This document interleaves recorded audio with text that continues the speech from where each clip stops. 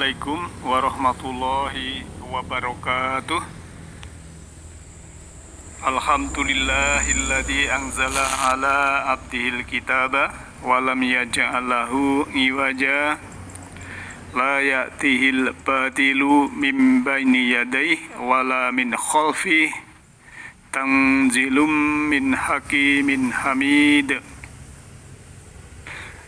Segala puji bagi Allah yang telah menurunkan kepada hambanya kitab Al-Quran, dan Dia Allah tidak mengadakan kebengkokan di dalam kitab tersebut. Kitab itu tidak didatangi kebatilan baik dari depannya maupun dari belakangnya, dan kitab itu turun dari Rabb Tuhan yang maha bijaksana lagi maha terpuji. Subhanaka la ilma lana illa ma 'allamtana innaka antal alimul hakim. Maha penggerak Engkau, tidak ada yang kami ketahui selain dari apa yang telah Engkau ajarkan kepada kami. Sesungguhnya Engkaulah yang maha mengetahui lagi maha bijaksana. Ikhwanidin, kajian Majelis Taklim Nurul Huda yang insya Allah dirahmati oleh Allah Subhanahu wa Ta'ala. Kita jumpa lagi dalam kajian walaupun suasana masih PPKM, namun hendaklah kita senantiasa bersyukur menghargai pemberian Allah bahwa pada saat ini kita masih bisa menghirup udara segar, masih bisa minum air yang jernih, masih bisa makan makanan yang halalan thayyibah, dan juga masih bisa bernafas. Dan nafas itulah yang harus kita hidup berkesadaran. Hadirin yang berbahagia, kita lanjutkan kajian kita di dalam surah Al-Baqarah ya. Kita kemarin sudah sampai ayat ke 152 ya. Namun ini kita ulang dari 152-nya. A'udzubillahi minasyaitonirrajim. Fadkuruni adzkurkum waskuruli wala takfurun. Maka ingatlah kepadaku, aku pun ingat kepadamu. Bersyukurlah kepadaku dan janganlah kamu ingkar atau kafir. Jadi kita disuruh ingat kepada Allah, nanti Allah akan ingat kepada kita. Kita suruh bersyukur, suruh terbuka mata kalbu kita. Kalau tidak, kita dilarang memang ingkar atau wala takfurun. Janganlah kamu itu tertutup atau kafir. Jangan sampai tertutup mata kalbunya. Dalam hal bersyukur memang kita melihat kalau di dalam surah 14 ya, surat 14 ayat 7 itu kan juga disebutkan bahwa apa itu lain syakartum la azidanakum wa lain kafartum inna adzabi lasyadid. Seandainya kamu bersyukur terbuka, maka akan kami tambah ya tentang kebaikan bersyukur itu. Kemudian jika kamu tertutup, sungguhnya sanksi Allah itu adalah sangat berat ya. Jadi sangat berat.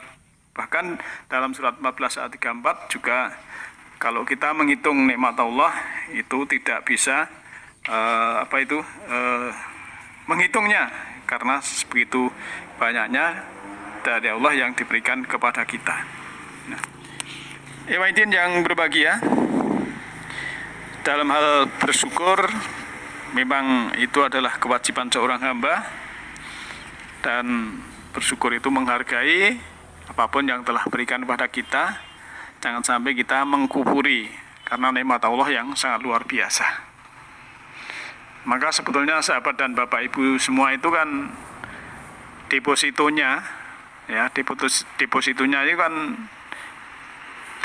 triliunan ya. Triliunan. Nah, kalau dilihat dari kesehatan ya. Sebab apa? Kalau kita lihat itu ada orang yang operasi daripada otaknya ke Belanda sana katanya dengan biaya 500 miliar. Nah, berarti kan otak kita yang sehat-sehat ini kan harganya segitu, belum yang lain nanti.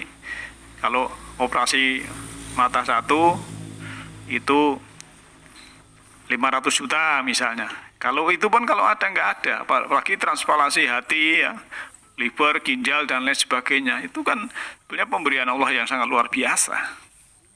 Namun kadang kita tidak menyadari sesuatu yang biasa-biasa saja, kadang kita itu malah mengabaikan. Padahal itu sangat penting. Maka sering saya sampaikan, kalau kita bersyukur itu jangan sampai yang di luar, tapi di dalam. Misalnya kita bisa makan makanan enak ya di warung ya, dengan makanan yang lezat-lezat, itu biasanya kita bersyukur mensyukuri makanan itu. Padahal yang kita syukuri harusnya, alhamdulillah saya bersyukur bisa makan, mulut kita tidak sakit gigi ya, tidak sariawan ya, tidak radang tenggorokan sehingga makan enak. Yang disyukuri adalah yang dari dalam.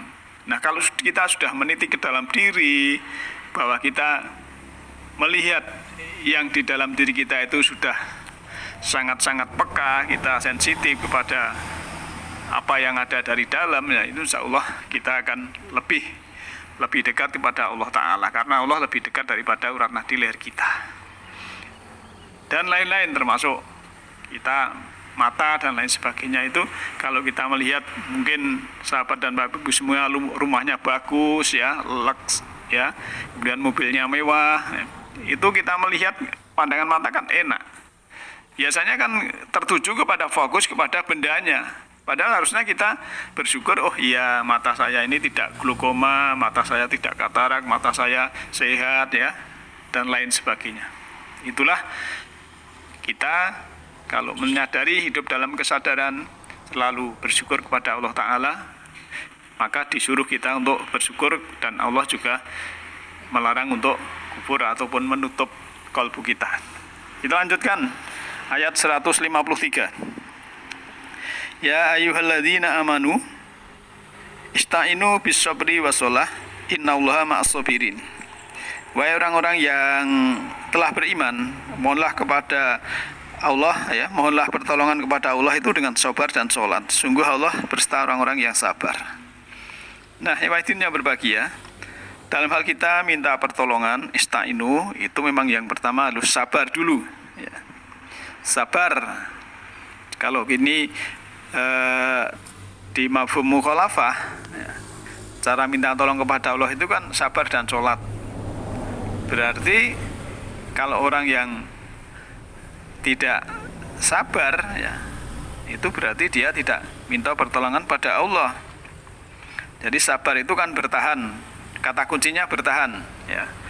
Kalau ada orang ya, mungkin ada pasangan yang akan cerai ya, biasanya kan diberikan nasihat ya, suruh sabar. Ini maksudnya suruh bertahan dulu ya, jangan sampai pisah dulu, bertahan. Terus ada orang yang kerja di perusahaan, mungkin hasilnya kurang memuaskan karena mencari yang pekerjaan lain belum dapat, ya suruh sabar, suruh bertahan dulu. Jadi kuncinya dalam sabar ini adalah bertahan dalam kebaikan ya. Setelah sabar kita memang melaksanakan sholat ya. Sholat itu selalu terhubung pada Allah ya, secara syariatnya kita ya melakukan seperti itu. Dan dalam sholat pun ya harus sabar, jangan terburu-buru kan begitu. Nah, itu yang berbahagia. Maka kalau sudah begitu, innallaha ma'as-sabirin, sungguhnya Allah itu bersama orang-orang yang sabar. Maka seperti tadi saya mafhum mukhalafah tadi, kalau Allah bersama orang-orang yang sabar, berarti orang-orang yang tidak sabar, orang yang mudah marah ya, mudah emosi, egois ya, berkata kasar dan lain sebagainya, ini berarti tidak bersama Allah. Maka kita menghadirkan Allah dalam berdoa, dalam kita memanggil Allah, menyeru Allah, mengundang Allah, itu kita harus menjadi orang yang sabar, lemah lembut ya, tidak egois ya. Nah, ini kan jelas sekali. Kalau orang lagi marah-marah itu tidak mungkin itu bersama Allah, karena Allah bersama orang-orang yang sabar. Nah, ikhwatin yang berbahagia, kemudian 154-nya, wala takulu liman yuqbalu fisabilillahi amwat bal ahya'um walakilla tas'urun. Dan janganlah kamu mengatakan orang-orang yang terbunuh di jalan Allah telah mati, sungguhnya mereka hidup tetapi kamu tidak menyadarinya ya. terjemahan ini perlu kita garis bawahi ya.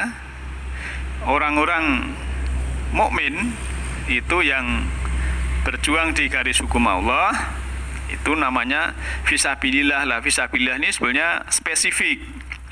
Fisabilillah ini kalau kita melihat di bab haji nanti itu kan menuju ke Baitullah. Jadi perang di jalan Allah itu ya menuju ke rumah Allah, Baitullah.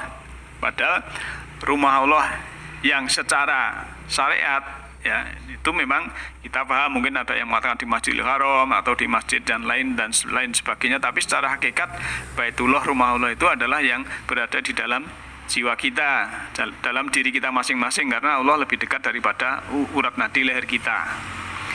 Dan Baitullah ya secara hakikat sebetulnya kalau kita bisa memahami ya bahwa diri kita ini juga ditiupkan roh Allah ya, dalam surat 15 ayat 29 itu sering saya sampaikan.